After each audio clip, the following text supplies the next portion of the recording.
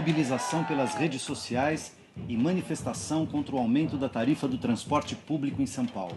A nossa luta é justa! A nossa luta é justa! A partir daí, e de início alimentada pela repressão violenta da polícia, segue-se uma onda crescente de manifestações em muitas cidades, com participação massiva em várias capitais, todas elas articuladas nas redes sociais. À pauta do movimento do transporte público somam-se muitas outras, progressistas, conservadoras, reacionárias até. Não há unidade, os protestos são difusos.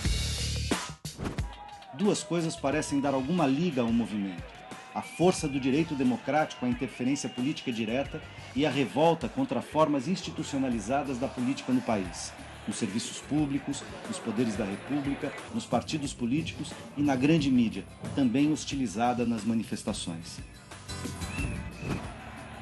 Apesar das muitas análises e opiniões, não existe ainda uma compreensão abrangente sobre os acontecimentos e seus efeitos.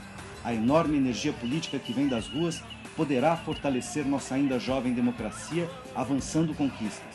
Mas para isso, precisa evitar retrocessos.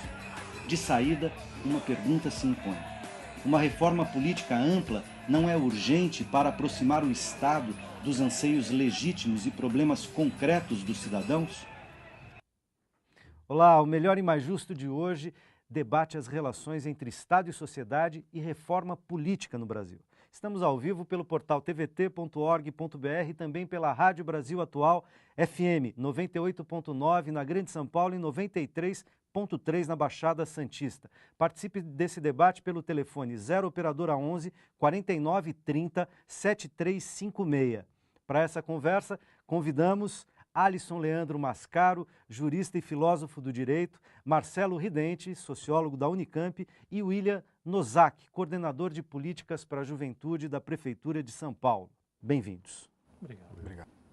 O que é reforma política? Por que, com as manifestações que estão nas ruas do nosso país, clama-se por modificações na estrutura do poder no Brasil e que para isso seria necessário fazer uma reforma política? Vou começar pelo Alisson, nosso jurista de plantão à mesa, agradecendo sua presença. É uma alegria muito grande estarmos aqui refletindo a respeito dos temas da política nos dias de hoje, até mesmo porque os acontecimentos das últimas semanas não nos permitem mais considerar o campo da política conforme a tradição estabelecida das últimas décadas no Brasil, na qual, em geral, o povo não era um agente de muita importância ou de muita voz no próprio cenário das suas reflexões, dos seus debates, dos horizontes que buscava na própria vida social. Repentinamente, para muitos, então o povo toma cenário e a partir daí vem uma discussão fundamental. O Estado, a condição atual do campo político, dá conta de resolver as demandas, conflitos, contradições que estão latentes na base da sociedade? Eu penso que esta reflexão para nós é fundamental, porque nós vamos observar que, em geral, nas últimas décadas, nos últimos tempos, toda a estrutura política brasileira tem estado muito satisfeita com algo que é tipicamente a democracia eleitoral. Pessoas votam, os cidadãos se sentem representados, a partir daí nós temos um campo de uma certa democracia que faz rodízio entre partidos, entre cargos, entre as pessoas que estão se estabelecendo nos próprios campos do cargo político. E nós observamos que isto, em algum momento, representa uma dificuldade muito grande em avançar com as demandas da sociedade em face das suas contradições. Portanto, as manifestações que explodem no Brasil, e não só no Brasil, elas já há muito tempo vêm explodindo por todo o mundo, inclusive no capitalismo central. Isto revela uma insuficiência da política. Portanto, a pauta da reforma política é talvez uma das mais importantes da atualidade, na medida em que o mundo político tem, de fato, dificuldade em lidar com as próprias contradições da sociedade. É um mundo que muitas vezes fala para si próprio, conversa apenas consigo, sente-se no papel de ter o seu mandato, a sua representação, e a partir daí não ter que dar mais satisfação para a própria sociedade, e em especial existe algo de muito importante no tempo atual, que é o fato de que a política no Brasil e no mundo todo, ela fala diretamente ao capital. Ela pouco tem falado ao pobre, ao trabalhador, ao desempregado, às minorias do mundo, de tal modo que é preciso avançar. Nesse sentido, a gente poderia dizer que, de certa maneira, para o grande capital, para os grandes empresários, para os poderosos, como se diz tradicionalmente, a democracia é direta, né? Ela só é representativa para a grande massa da população brasileira. Eu queria colocar o Marcelo na conversa. Marcelo, como é que você tem visto os acontecimentos e essa relação entre Estado e sociedade, né, entre política e cidadania? Olha, primeira pergunta que a gente tem que formular e responder, principalmente quem é sociólogo, é quem é que está nas ruas. As últimas pesquisas de opinião têm mostrado nitidamente que são vários setores, mas há uma predominância de um deles. Qual seria? É um setor da juventude, que é uma juventude escolarizada. Se nós olharmos os números, os dados dos últimos 10 anos no Brasil, nós vamos ver que o número de estudantes universitários, por exemplo, saltou de em torno de 2,5 milhões para 7 milhões. É um aumento inédito na história do Brasil. Então, nós estamos vendo aí nas ruas um fenômeno social novo, que é uma juventude que começa a se escolarizar, nem sempre encontra escolas de qualidade, 3/4 desse ensino é privado e não em boas instituições. Nos últimos 10 anos dobrou o número também de instituições públicas, houve um avanço da política pública nessa direção. Então é preciso dizer, é uma juventude escolarizada que aponta aqui, é um prazer estar com vocês aqui na TVT, TV dos Trabalhadores, que é uma conquista importante no canal público, né, de difusão, e nessa TV dos Trabalhadores é preciso dizer que essa juventude não é só uma juventude escolarizada, mas é uma juventude, segundo apontam as pesquisas, uma juventude que trabalha. 75% dessa juventude, conforme várias, o Ibope, o Datafolha e outras, Clave de Fá e outras pesquisas, mostram que é uma juventude que também trabalha.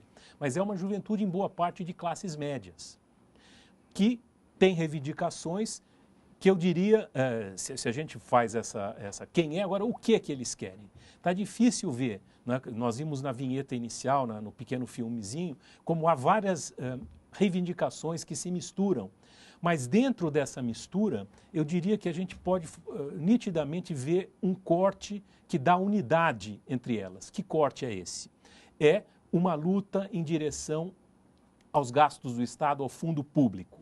Ou seja, para onde esses fundos são destinados.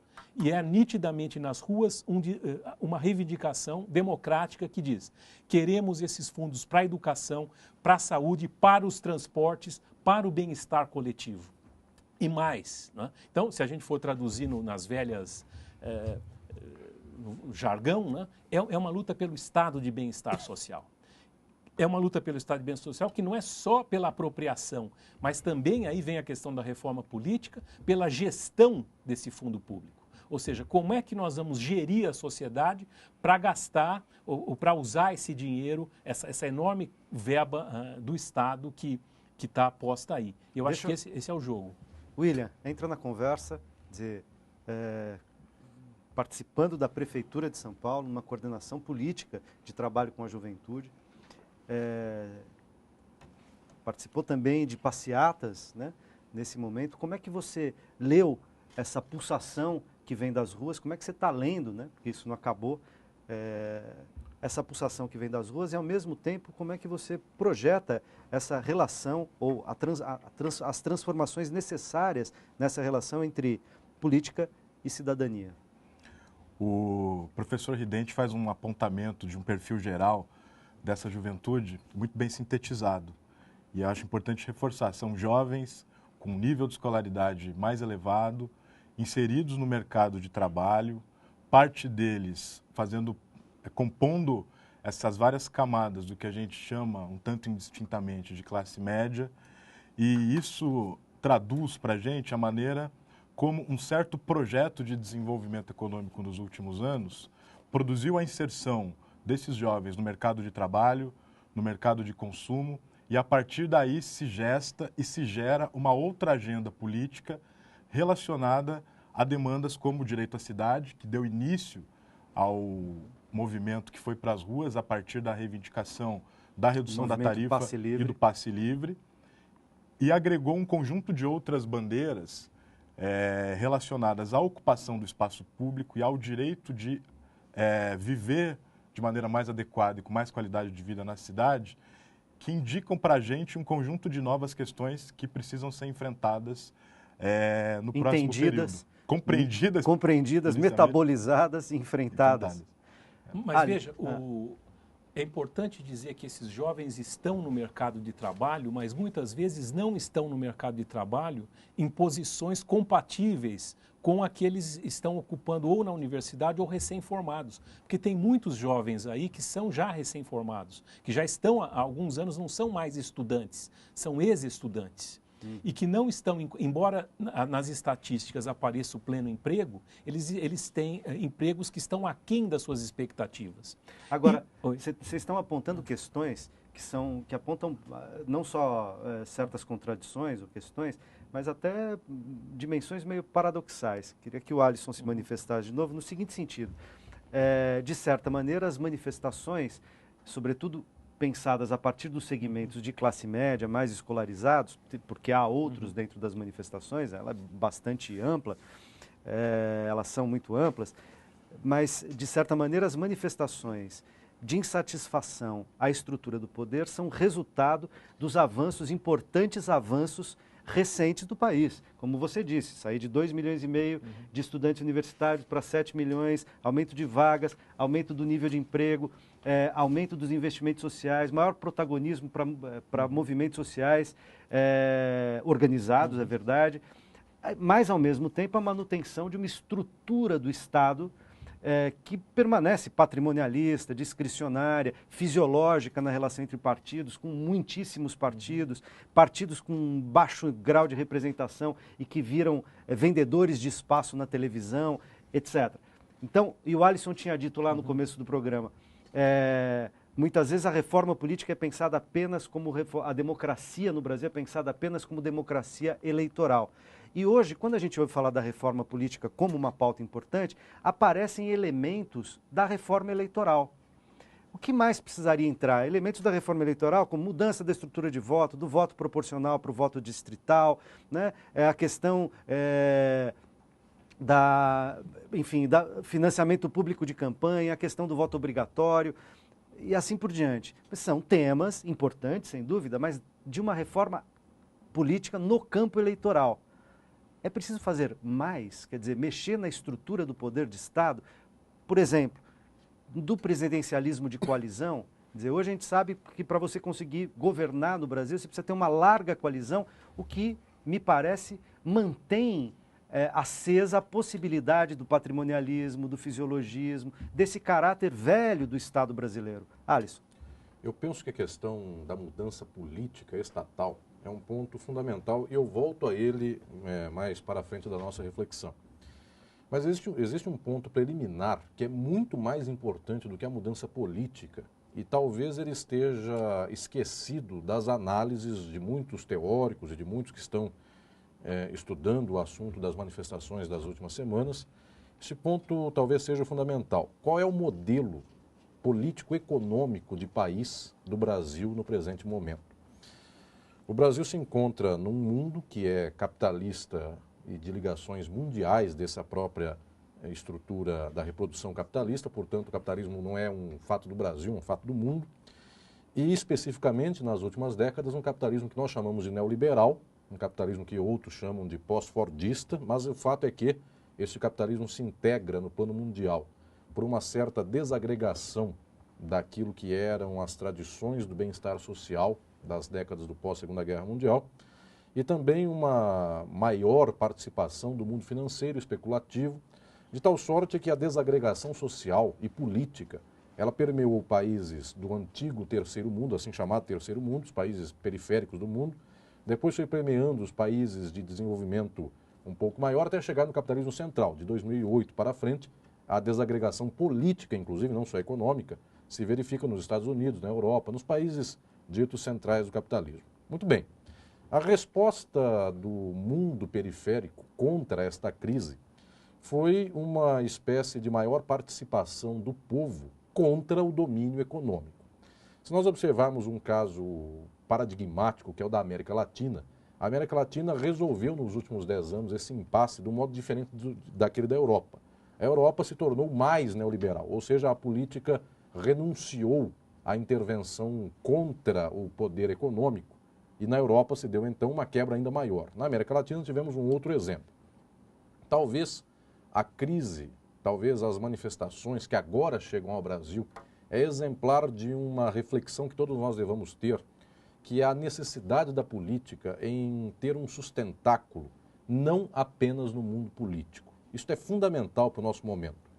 A política está exprimida entre o poder do capital e o interesse do povo, e as explorações que se dão com o povo. Resultado, toda vez que a política tenta jogar nesse impasse, sem tomar partido de um dos lados, ela se torna enfraquecida, porque ela nem agrada ao capital, nem tem o povo ao seu lado. Se nós observarmos a resposta da América Latina mais à esquerda, sabendo que o capital ele possui na sociedade contemporânea um poder muito grande, um poder impactante, qual foi a solução, por exemplo, de países como a Venezuela, a Bolívia, o Equador, a Argentina, que rompendo com o próprio FMI? Foi trazer o povo, conscientizar o povo, trazer as massas para entender a política e, portanto, jogar por este lado. O Brasil não jogou do lado do capital somente. Ele jogou numa espécie de transição que pudesse levar o povo brasileiro a um outro patamar. Mas, no entanto, é chegado o momento no qual se percebe que, sem ter o povo do lado e sem estar com o povo como sendo um elemento ativo do próprio mundo político, é impossível qualquer enfrentamento ao capital, ainda que mínimo. Resultado, a primeira questão da reforma política, ela não é sequer eleitoral, ela não é sequer aquilo que passa pela Constituição, pelo nível normativo brasileiro. Ela é uma mudança de paradigma no nível da própria organização da relação do Estado com a economia. De fato, o Brasil jogará um jogo que é do capital, ou então o Brasil jogará um jogo que é das massas. E ao jogar com as massas, ele está, em grande parte, contra o capital. Qual é a forma que isso apresenta nos dias atuais? Posso dar um palpite? Marcelo, você vai dar um palpite no próximo bloco. Antes da gente sair para o intervalo, eu quero aproveitar para mostrar aqui o livro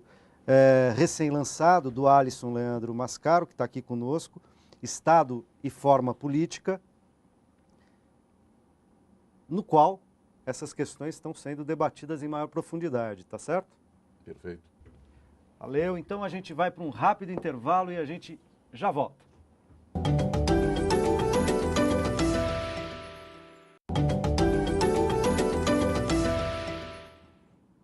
O programa de hoje fala sobre a estrutura das relações políticas no Brasil. Durante todo esse período de manifestações, a mídia também exerceu um papel importante no registro histórico e interferindo nos fatos, né? A grande mídia, que no começo, em boa parte, adotou um discurso bem conservador, rapidamente mudou de lado ao perceber o tamanho da adesão popular e oportunidades para defender os seus próprios interesses. Mas foi na internet que o movimento conseguiu uma expressão mais democrática em muitas direções. Na opinião de vocês, essas manifestações trazem também um marco importante para a gente refletir sobre a comunicação e a mídia no Brasil? E mais, a reforma política, as transformações políticas devem regular também o custo e a espetacularização das campanhas eleitorais no Brasil? Nosso segundo bloco vai ser sobre essa questão. Mas antes da gente entrar nessa questão, eu tinha prometido dar a palavra ao Marcelo, que queria falar sobre aquilo que o Alisson terminou o primeiro bloco dizendo. Eu queria dizer o seguinte, sobre o momento em que eclodiram essas manifestações. Coincidiu, ou pode não ser coincidência, como observava ontem o colega Armando Boito na Unicamp, com o momento em que o governo da Dilma estava recuando das suas posições neodesenvolvimentistas e aceitando um pouco aquela velha lógica neoliberal de enxugar um pouco mais o Estado, e que vai justamente na contramão do que as ruas estão pedindo. Então, é preciso... Em que sentido? Em que exemplos, né? Porque o Estado tem intervido. Uma das críticas que o grande capital tem feito, e a grande mídia, por exemplo, é que a intervenção do Estado aparece muito fortemente na forma de subsídios, a determinados segmentos da indústria, né? As desonerações e assim por diante. Quer dizer, isso é mais Estado, não é menos Estado. Né? Não, mas havia uma política anterior, que era dentro, digamos assim, de um cenário internacional neoliberal, de alguma brecha para o neodesenvolvimentismo, que, digamos assim, os críticos de sempre diziam é muito Estado, etc., e que, de alguma maneira, ela estava começando a recuar ultimamente. Voltando à questão evitar a questão do preço do dólar e outras, a volta no aumento dos juros, coisa de necessariamente conter a inflação, que evidentemente dando uma resposta ao mercado. Dando uma resposta ao mercado, quer dizer, as críticas que o mercado sempre fez. Mas as ruas parece que exigem, ao contrário, que haja um aprofundamento e uma democratização que vá contra o mercado, que vá no sentido da apropriação coletiva na saúde, no transporte, dos gastos do Estado. Ou seja, é dado um momento, essa que era o meu aparte ao Alisson, para que sejam aprofundadas as políticas sociais, para além do assistencialismo, para além de investimentos pontuais, mas efetivamente jogando um peso mais significativo da ação do Estado nos papéis do Estado. No que é educação, transporte, saúde, sim, nas políticas públicas, no que é o estado de bem-estar social. William, e a mídia? Como é que vocês veem a questão da mídia no Brasil e do papel político que a mídia desempenha na sociedade brasileira, notadamente nas últimas décadas, no processo de redemocratização e na nossa jovem democracia? Antes de chegar especificamente na questão da mídia, eu queria fazer uma observação sobre a fala do professor Ridente, porque eu acho que tem um cenário colocado de disputa sobre o sentido de para onde se pode caminhar essas manifestações.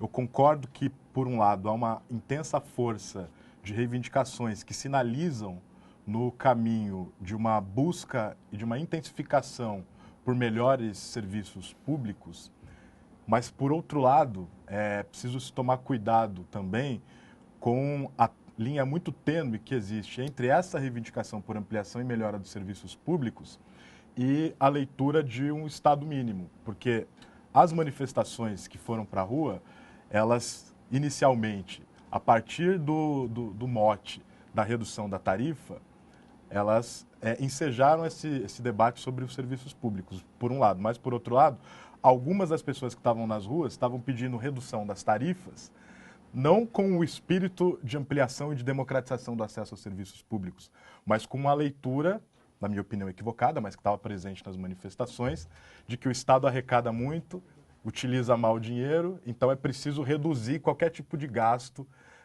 que incida sobre o bolso dos cidadãos. Eu não acho que esse é o sentido para onde está caminhando as manifestações, mas eu essa acho que disputa teve presente no movimento, né? Era minoritário, mas essa disputa teve presente.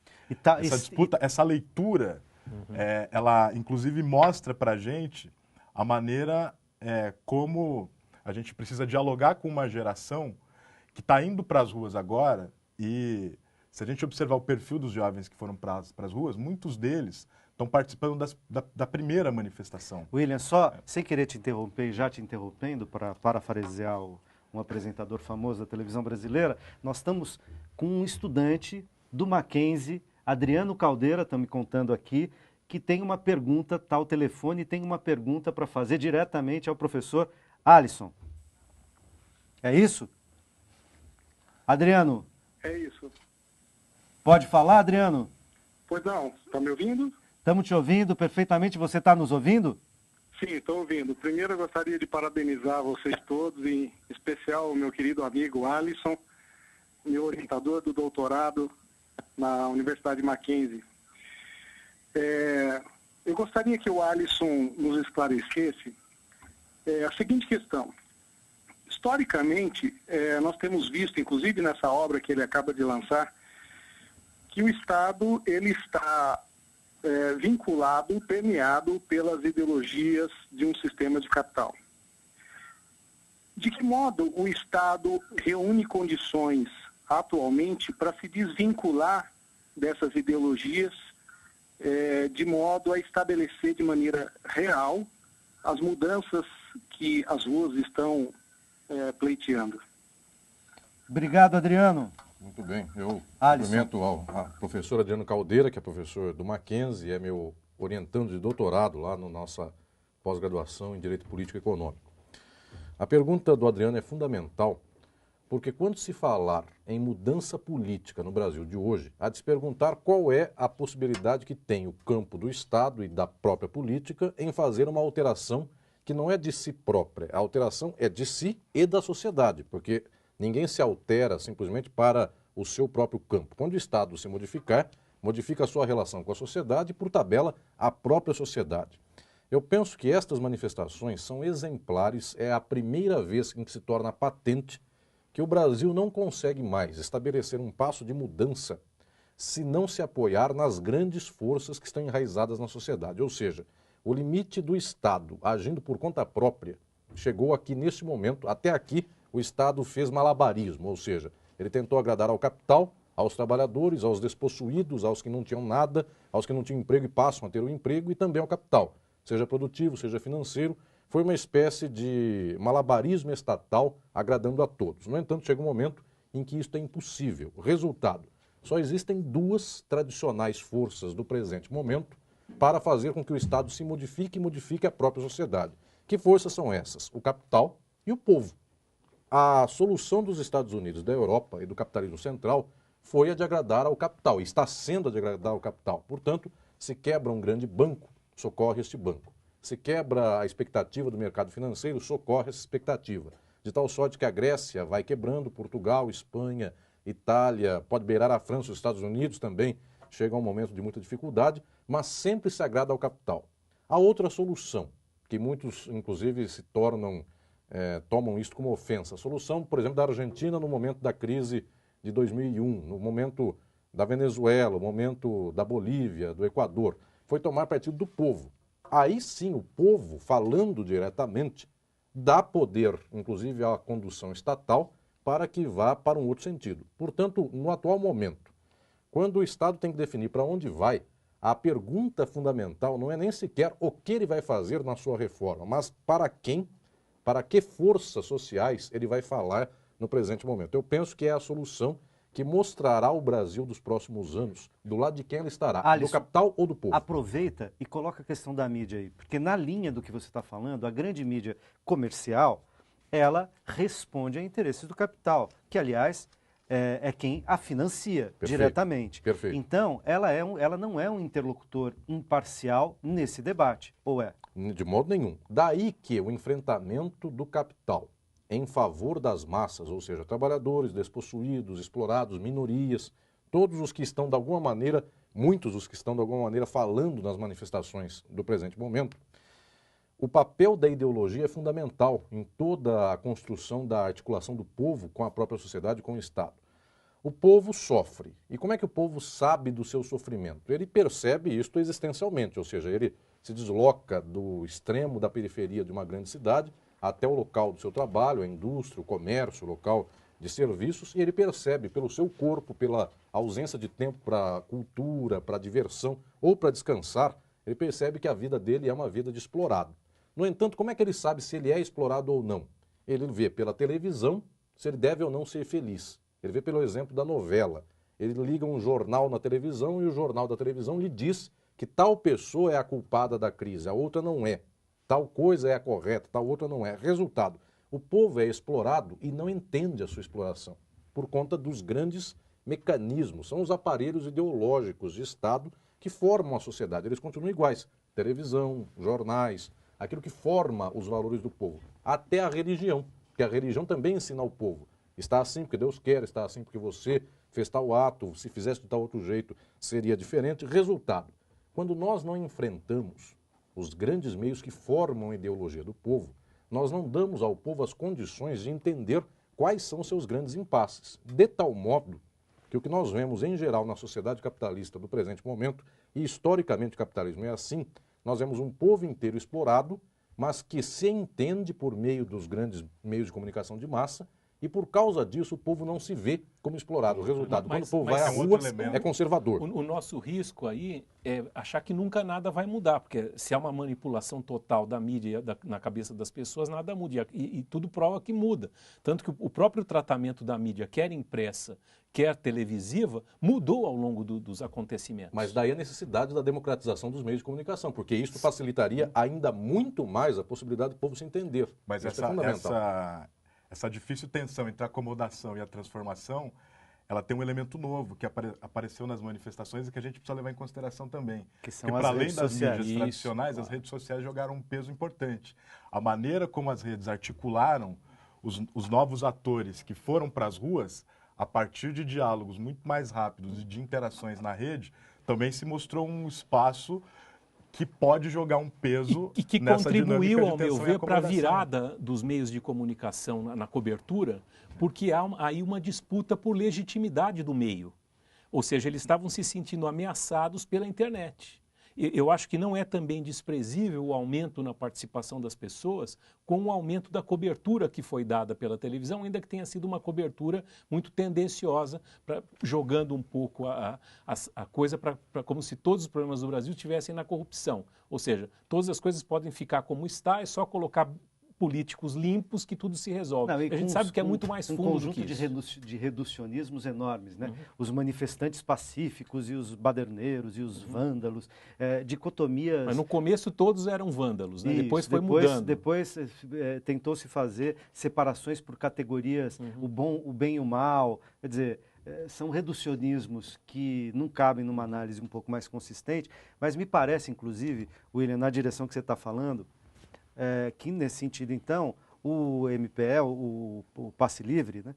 MPL, o Movimento Passe Livre foi exemplar, porque além de vir trabalhando essas questões nas redes sociais já há alguns anos, ele parte de uma pauta enxuta, de uma pauta que sugere pouca oposição, quer dizer, o transporte, ela não é uma pauta como uma pauta moral, né? A questão do direito à união civil estável entre homossexuais, por exemplo, que são uma pauta mais polêmica no seio da sociedade. Então, uma pauta menos polêmica, portanto, com menos reações imediatas, uma pauta que não vai direto aonde eles querem, né? Não é a tarifa zero direto, primeiro é a revogação do aumento, e como um caminho, uma estratégia, um caminho para chegar, para ir ampliando aos poucos as demandas populares. Então, a partir da discussão sobre o transporte, eu posso discutir o direito à cidade. A partir da discussão do direito à cidade, eu vou discutir saúde, educação, estrutura do Estado. É interessante essa observação sua, porque eu acho interessante notar como a maneira com que o movimento surge é a partir de uma reivindicação clássica, tradicional, entendível, sem maiores explicações, porque... Imediata, é uma pauta direta. imediata e econômica, que toca, afeta Nesse sentido o bolso que eu das disse. pessoas. Então, o cenário... MPL foi exemplar, né, no seu modo de agir, tá certo? Mas o interessante é como, a partir de uma pauta clássica, o MPL conseguiu organizar uma nova linguagem de mobilização que passava pelas redes, mas também se expressava nas ruas, e uma nova linguagem de organização e de manifestação que traduz uma insatisfação com os modelos das instituições tradicionais. Eu preciso fazer mais um intervalo, daqui a pouco a gente volta, não sai daí.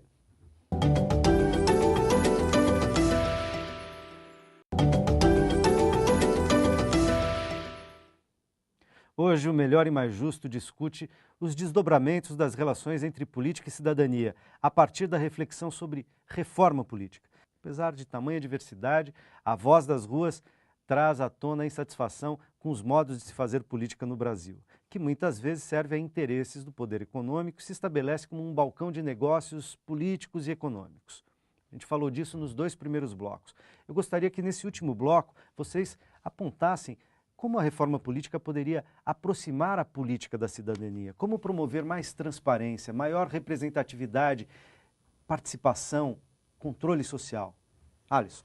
Eu penso que a reforma política deva ser refletida tanto por meio dos seus procedimentos, ou seja, como fazê-la, e também quanto ao seu mérito, o que fazer, não só como fazer, mas o que fazer.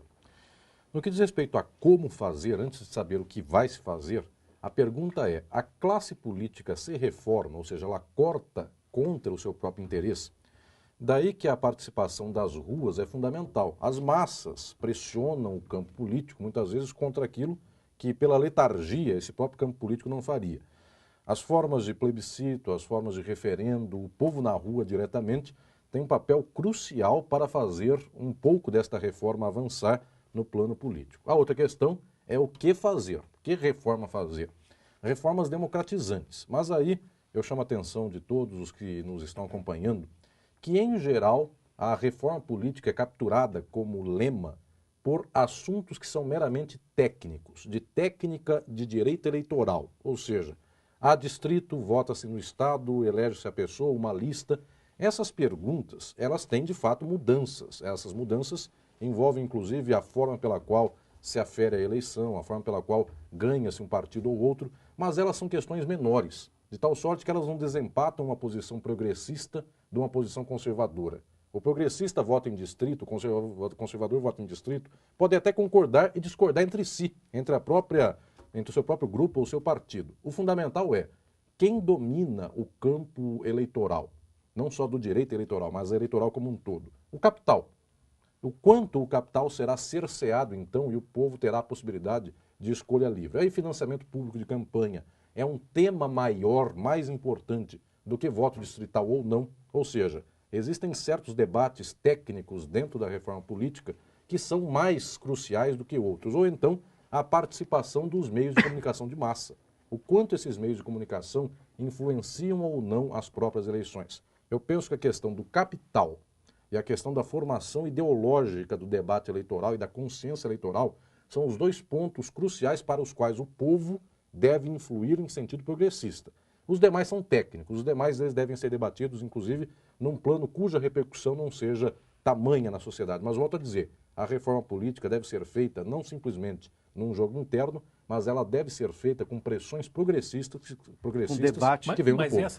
Mas peraí, eu estou com alguém na linha, Luiz Marçal, na linha. Você está comigo, Luiz Marçal? Isso, sim. Vocês conseguem me ouvir? Sim, te ouvimos. Da onde você Perfeito. faz? Da onde você fala? Olha, eu gostaria primeiro de parabenizá-los, é um discurso necessário nesse momento e sinto muito orgulho de estar participando agora do debate de São Paulo. Maravilha, seja bem-vindo. Pode fazer sua pergunta. Pois não. Eu gostaria que o professor Alisson comentasse a questão da legalidade, como se daria esse processo de mudança, de democratização, tendo em vista que o Estado já possui aquela forma que limita, através da legalidade, a própria expressão política das classes, e como isso se daria da maneira desse apartidarismo, que muitas vezes você ouve nos atuais protestos. Era isso. Obrigado, Luiz. Muito bem, Luiz Marçal. A sua questão é fundamental. Como desentravar este processo? O que leva a que esse processo aconteça na realidade prática? Muita gente diz que é preciso uma certa forma de avanço que nós não temos condições no presente momento de fazer. Eu penso justamente o contrário disso. A pauta dos movimentos sociais hoje não está beirando ainda a transformação social num campo extremo. É uma pauta que começou exatamente com passe de ônibus, aumento das questões, aumento do ônibus, passe livre. Se nós observarmos que grande parte dessas pautas, elas são para consumo, ou seja, são direitos do consumidor no serviço público. Ou seja, para a reforma neste nível, nós temos instrumentos constitucionais suficientes. Nós não estamos na beira, por exemplo, de discutirmos a questão da formação ideológica dos meios de comunicação. Nós estamos num campo que é um campo plenamente dado no nível jurídico. Acontece que estes instrumentos jurídicos não têm uma força popular, ou do capital, ou das classes, ou dos trabalhadores, ou dos sindicatos, que uma força que venha a movê-los. Por Portanto, si só, eles não farão a reforma quem faz nenhuma. isto, não juridicamente. O problema, então, não passa a ser de legalidade, mas passa a ser exatamente das forças sociais ativas. Quem são elas no dia de hoje? Da política, Marcelo. Mas as forças sociais ativas, eu acho que, como você disse agora, embora a gente possa desejar, né, que houvesse uma transformação mais de fundo, isso não está na pauta hoje, nem no Brasil e nem mesmo nesses países que você citou da América do Sul. Mas é perfeitamente possível pensar um aprofundamento de reformas socializantes dentro da ordem estabelecida. Eu acho que é isso que se cobra agora. Por exemplo, se a gente fosse pensar a reforma agrária, que é uma coisa que ficou... O agronegócio foi tomando um rumo tal que a reforma agrária ficou para trás. Se nós pensarmos um investimento mais decisivo em transportes coletivos no Brasil, um aprofundamento, uma melhora na qualidade do ensino desde o primário até o superior. Ou seja, eu diria, é possível, de algum modo existe hoje um pacto social velado que se dá entre os trabalhadores, uma massa empobrecida da população de modo geral, setores de classes médias, e existe uma parte do capital brasileiro, né, que de algum modo tem sido incentivado por financiamentos do BNDES, por exemplo, durante no segundo governo do Lula e no Dilma, no que configurou o chamado neodesenvolvimentismo. Isso, em contrapartida, era dado para a maioria da população algumas medidas assistenciais.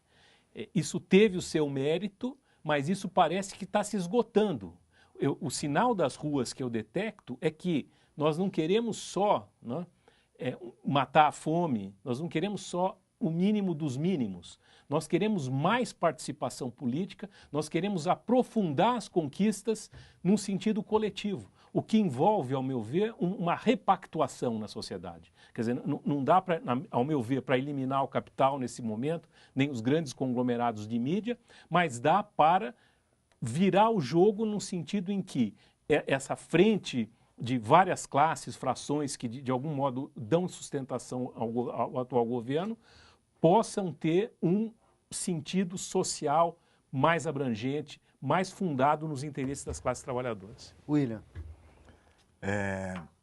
O que me chama a atenção é a maneira como esse movimento e esse caldo todo de efervescência que se colocou nas ruas, ele traz uma nova pauta política que a gente precisa olhar com cuidado, para que as respostas possam potencializar os movimentos que estão na rua de uma maneira mais adequada. Eu quero voltar ao exemplo do que aconteceu aqui em São Paulo com o início das movimentações a partir do passe livre. Uma discussão mais consistente sobre a redução da tarifa ou sobre o próprio passe livre nos municípios exige um debate sobre a reforma tributária, exige um debate sobre a maneira como se financia o transporte.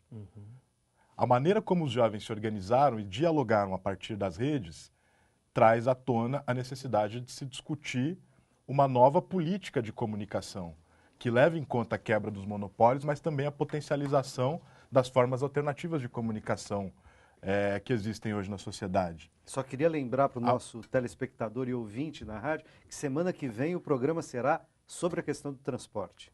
Só para continuar, a maneira como se revelou a insatisfação com relação não só à política, mas a inabilidade ou a demora nas respostas e no processo decisório nos leva a pensar sobre a necessidade da reforma política. Então tem uma pauta estrutural que passa, ao meu ver, pela reforma tributária, pela reforma da comunicação e pela reforma política, que a gente precisa tratar com cuidado. E talvez o cenário que se abre é um cenário para a gente começar a delinear melhor o que a gente quer para essas três áreas. E aí eu vejo como uma maneira muito positiva o governo utilizar esse momento para trazer à tona a reforma política. Mas também a gente precisa considerar que as movimentações que estão nas ruas, em que pese a insatisfação com relação à política, aos processos decisórios e às demandas por mais participação, a continuidade delas passa mais por reivindicações relacionadas aos direitos civis, aos direitos individuais.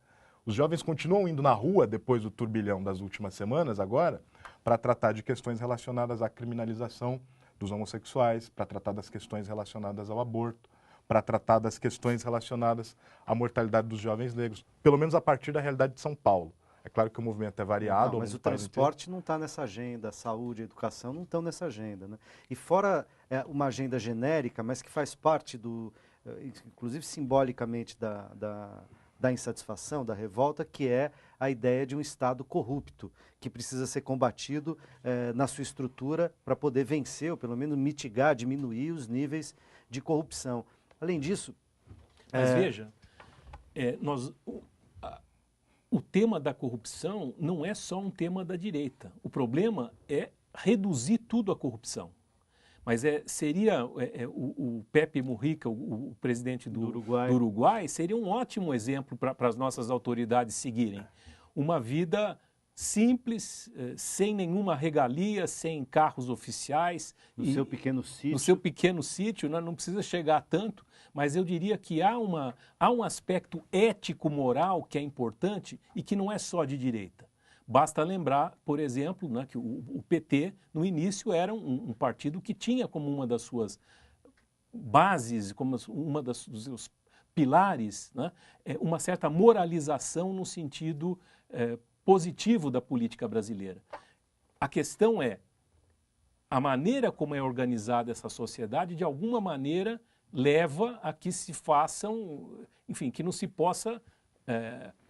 É preciso reformas que impeçam, né, a malversação dos fundos públicos também. Então, Marcelo, e só para a gente concluir, nosso tempo está chegando ao final, eu queria 30 segundos para cada um, para pensar o seguinte, quer dizer, me parece que há uma potencialidade bastante grande nessa presença da sociedade nas ruas, nessa participação direta da sociedade na política, que se deu de maneira relativamente repentina.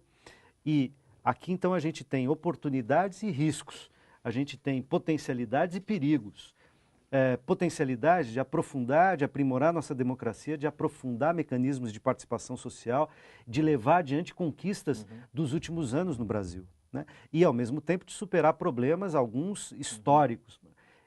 Agora, para fazer isso, a gente vai ter que evitar retrocessos. Quer dizer, me parece, evitar retrocesso significaria dizer, tá vendo?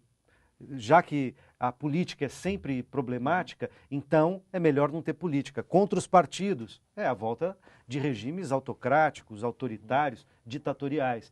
Como fazer isso? 20 segundos para cada um e só para a gente fechar. Marcelo. Eu diria o seguinte, embora exista esse risco... Muito rápido, tá? Embora exista esse risco, ele não está no horizonte imediato.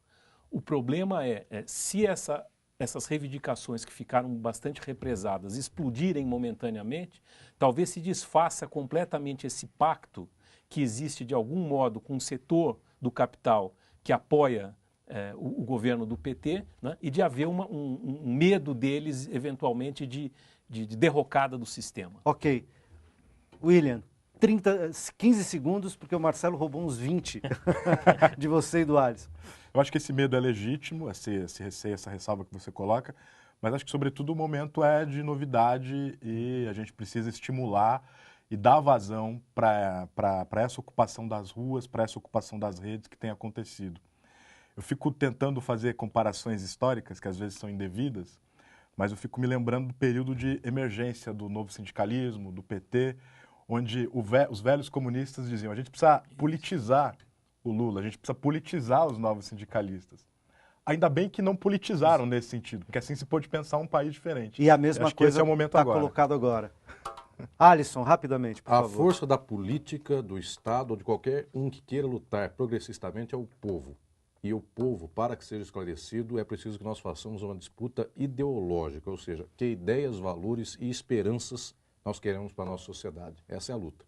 Maravilha, muito obrigado a vocês, agradeço também a você que nos acompanhou até aqui. A gente se encontra na próxima quinta-feira ou a qualquer momento pela internet. Forte abraço.